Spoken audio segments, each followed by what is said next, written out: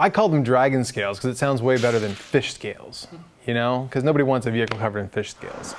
The dragon scales, I thought it would be really cool. I've been playing around with the idea for a while to use stainless steel diamond shapes overlaid over top of each other to kind of give that dragon scale effect on a surface area on the vehicle. And this vehicle seemed like the perfect opportunity to showcase what the Maverick can cut on the table and how cool they'll actually look when you lay them all out and weld them together.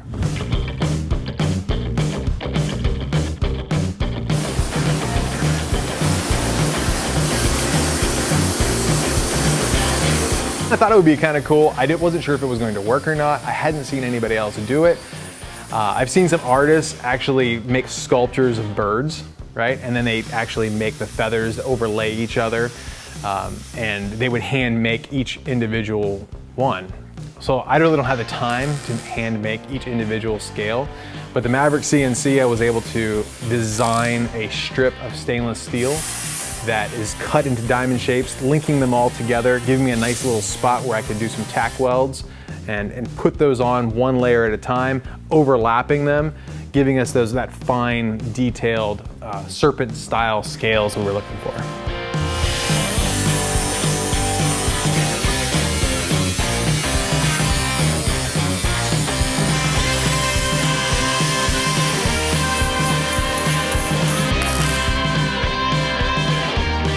And the front grille, that Willys MB front grille, was a little bit too tall.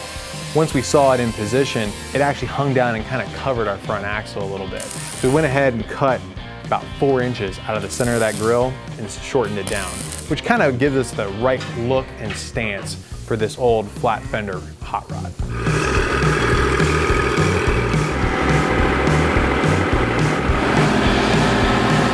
This is our first experience with the Cummins R2.8. We've heard lots of good things about this power plant, and we're really excited to have this at the heart of our Maverick build. 4 BTs and 6 BTs, great power plants. The R2.8, I think, is going to give us a little bit more of a cleaner, more precision hot rod feel. So when people think about diesels, they usually think of like old, outdated technology, but it couldn't be further from the truth. All diesels are really on the cutting edge of biofuel technology, which is renewable fuel.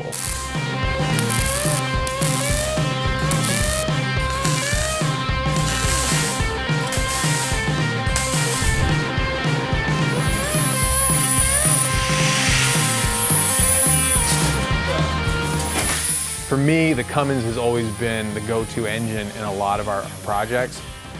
When it comes down to it, and if I want my own personal rig to be powered by something, I go for a diesel. And when I look at the diesel options, I always go toward a Cummins.